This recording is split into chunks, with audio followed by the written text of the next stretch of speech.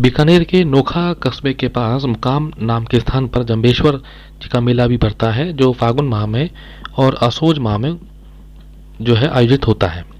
विश्नोई समाज के इस मेले का बहुत महत्व है, जो उनके गुरु जाम्बेश्वर जी के प्रति श्रद्धा व्यक्त करने के लिए आयोजित होता है, जहां लोग दूर दराज से लाखों की संख्या में एकत्र होते हैं। जाम्बोजी के मेले से प्रसिद्ध इस मेले में पेड़ों से प्यार करने वाले विश्नोई समाज की सांस्कृतिक एकता का भी संगम हमको दिखाई देता है। यह मेला 1591 से आरंभ हुआ।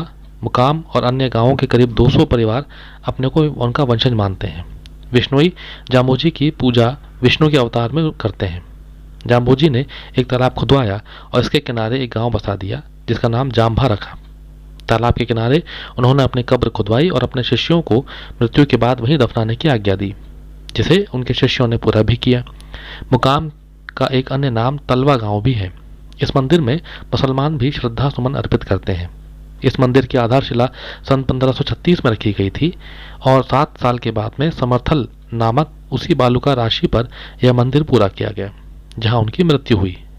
ऐसा कहा जाता है कि जाम्बेश्वर जी विक्रमादित्य की वंश परंपरा में 32वीं पीढ़ी पर थे और संत के मृत्यु के स्थल के नीचे विक्रमादित्य का शहर तथा उनका स्वर्णिम राज सिंहासन दबा पड़ा है।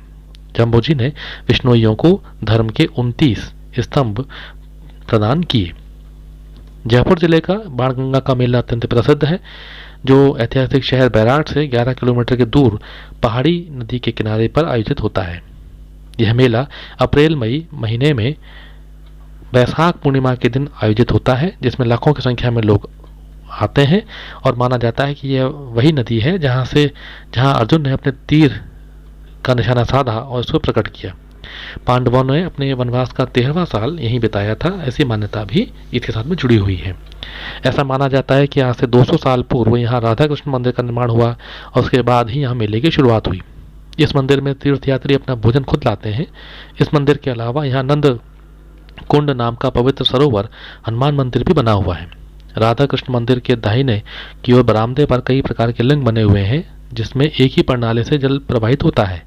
एक लिंग पर 5 मुख खुदे हुए हैं और यह एकादश रुद्र का पंचमुखी महादेव भी कहलाता है। सवाई माधोपुर जिले में रणथंभौर में गणेश जी का मेला अत्यंत प्रसिद्ध है। इस मंदिर में प्रतिवर्ष गणेश चतुर्थी पर भगवान गणेश का मेला भरता है। मेले में दूर दराज से श्रद्धालु अपनी आस्था को व्यक्त करने के लिए पहुंचते हैं। रिद्धि सिद्धि और भंडार भरने वाले गणेश जी के अत्यधिक चमत्कारी माने जाते हैं। आसपास के गांवों के लोग भी गणेश जी को बड़ी मान्यता के साथ पूजते हैं और मेले के अलावा भी यहाँ पर इसी कारण वर्ष पर्यंत लोगों का मेला लगा रहता है। गणेश मंदिर का इस रूप में भी महत्व है कि दूर दराज से लोग यहाँ होने वाले विवाह उत्सव का निमंत्रण देने के लिए व्यक्तिगत रूप से आते हैं। विवाह निमंत्रण की कुमकुम पत्रिका मंदिर के पुजारी को दी जाती है और पुजारी गणेश जी की प्रतिमा के समक्ष विवाह की मनोहर पत्रिका को पढ़कर सुनाता है। मनोहार में गणेश जी से कहा जाता है कि वे विवाह पधारें और भंडारों को अक्षय बनाए रखें। जैसलमेर के पोखरण कस्बे में लगभग 12 किलोमीटर की दूरी पर उत्तरी दिशा में बाबा रामदेव जी का रामदेवरा गांव स्थित है और यहाँ बाबा रामदेव का मेला भरता है। यहाँ बाबा रामदेव की समाधि मौजूद है और यहाँ भादवा सुदी दूज से भादवा सुदी 11 तक का बड़ा मेला भरता है। वर्ष 1931 में महाराजा बीकानेर के गंगा सिंह ने समाधि के चारों ओर एक मंदिर बनवा दिया। बाबा रामदेव तंवर जाति के राजपूत संत थे, जिन्होंने वर्ष 1458 में समाधि ले ली थी। इनके बारे में कथा प्रचलित है कि मक्का से आए 5 संतों या पीरों ने उनकी चमत्कारिक शक्ति की परीक्षा ली और आश्वस्त होने पर ही वे उनके समक्ष श्रद्धान्वित हो गए। तभी से मुस्लिम इन्हें रामशाह पीर या हिंदू इन्हें भगवान कृष्ण के अवतार के रूप में भी पूजते हैं। भद्रपदा में बाबा रामदेव जी का मेला भरता है।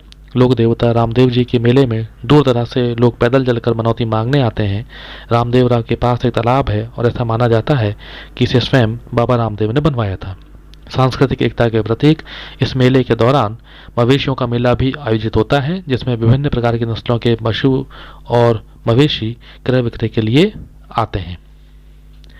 टोंक जिले में मालपुरा के तहसील में स्थित डिग्गी राजस्थान का लोकप्रिय तीर्थ स्थल है, जहाँ भी विष्णु के अवतार श्री कल्याण जी का मेला भरता है। यहाँ सावन की अमावस्या को विशाल मेला भरता है। इस मेले में राजस्थान के अलावा बिहार, असम, बंगाल से भी यात्री भक्त अपनी मनौतियों को पूर्ण करने के लिए डिग्गी में पहुंचते हैं। अलवर के सरिस्का अभयारण्य के अंदर भरथरी का मेला भरता है। वर्षा ऋतु के भाद्रपद माह में लगने वाले यहाँ के मेले में बाबा भरथरी की जय जयकार से वातावरण गूंज उठता है। देश के कोने कोने से साधु संत और बाबा लोग यहाँ धुनी रमाते हैं। मेले के दिनों में ऐसा लगता है जैसा यहाँ लघु कुंभ लग रहा हो, इतनी भीड़ यहाँ पर एकत्र हो जाती है। एक अन्य महत्वपूर्ण मेले की बात करें तो सीकर जिले के रेवासा गांव में दक्षिण की ओर गिरिमाला की पहाड़ियों में उसकी ढलान में जीर्ण माता का मंदिर महत्वपूर्ण है, जहां चैत्र मास और अश्विनी के माह में नवरात्रों के समय विशेष मेला भरता है। जीर्ण माता के मंदिर का निर्माण संवत 1121 में होने का उल्लेख मिलता है। जीर्ण माता का मंदिर केवल पूर्व दिशा में खुला है, शेष तीनों दिशाओं में यह पर्वत श्रृंखलाओं से घिरा हुआ है। मंदिर के पाषाण जनित मार्ग के समाप्त हो जाने पर 4-5 बीघे का विशाल अरण्य या जंगल आरंभ होता है। ऐसा कहा जाता है कि देश निकाले के समय पांडवों ने इस क्षेत्र में कुछ समय अपना व्यतीत किया था, जिसकी पुष्टि यहाँ उपलब्ध 5 पांडवों की आदमकद प्रस्तर प्रतिमाओं से भी होती है। जीर्ण माता मंदिर में माता की प्रतिमा अष्टभुजी है। उनके समक्ष घी और तेल के दीपक अखंड रूप से कई वर्षों से जल रहे हैं। उपलब्ध इतिहास के स्रोतों से पता चलता है कि इन दीपक ज्योतियों की व्यवस्था दिल्ली के चौहान राजाओं ने आरंभ की थी। माता के संबंध में एक लोक ख्यान प्रसिद्ध है। कहते हैं कि यहाँ हर्ष और जीर्ण नाम के 2 भाई बहन ने कठोर तपस्या की। हर्ष और जीर्ण के माता पिता का बचपन में स्वर्गवास हो गया। भाभी के तानों से दुखी होकर जीर्ण ने गृह त्याग कर दिया। जीर्ण को मनाने के लिए उसके भाई हर्ष आए, लेकिन जीर्ण किसी भी तरह से मानने को तैयार नहीं थी। वह भी इसी के साथ इस स्थान पर देवी को प्राप्त करने के लिए कठोर तपस्या करने लगा। अंत में देवी साक्षात रूप से प्रकट हुई और वही देवी आज तक यहाँ विद्यमान है। देवी मंदिर में राजस्थान के सुदूर लोक अंचलों के अलावा बंगाल, बिहार, असम, गुजरात आदि राज्यों से भी प्रतिवर्ष हजारों तीर्थयात्री यहाँ आते हैं।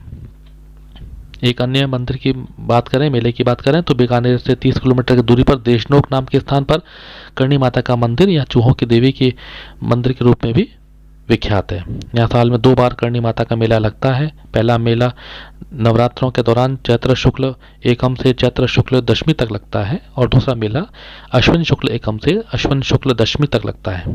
मेले में देश विदेश से लाखों की संख्या में भक्त जन देशनोक पधारते हैं, आते हैं और मनौती पूरा होने की कामना देवी से करते हैं। इस मंदिर में असंख्य चूहे अब हमको विचरण करते हुए दिखाई देते हैं। श्रद्धालु इन्हें पवित्र मानकर भोग लगाते हैं। यह मंदिर संगमरमर का बना हुआ है और कहा जाता है कि देशनोक की नींव भी करणी माता के द्वारा ही डाली गई थी, रखी गई थी। चारण और बीकानेर के शासक इनके सिद्धांतों की पालना करते हैं। यह मंदिर लोगों के लिए प्रातः 4 बजे खुल जाता है। करणी माता के बारे में प्रचलित कथा के अनुसार इनका जन्म 1387 में अपनी माता के गर्भ से 21वें महीने में हुआ। करणी बाई जन्म से चमत्कारिक थी और अपने चमत्कारों को दिखाने लगी थी। अपनी देवी शक्तियों से लोगों की मदद किया करती थी। किंवदंती के अनुसार एक अंधे बढ़ई से उन्होंने अपनी काष्ठ की मूर्ति बनवाई और चमत्कार पूर्वक उस बढ़ई को की आंखें ठीक कर दी और वो स्वयं देशनोक पहुंच गया। यहाँ मंदिर में अगर कोई व्यक्ति चूहे को कुचल मार डालता है तो उसे प्रायश्चित के रूप में चांदी का चूहा मंदिर में भेंट करना पड़ता है।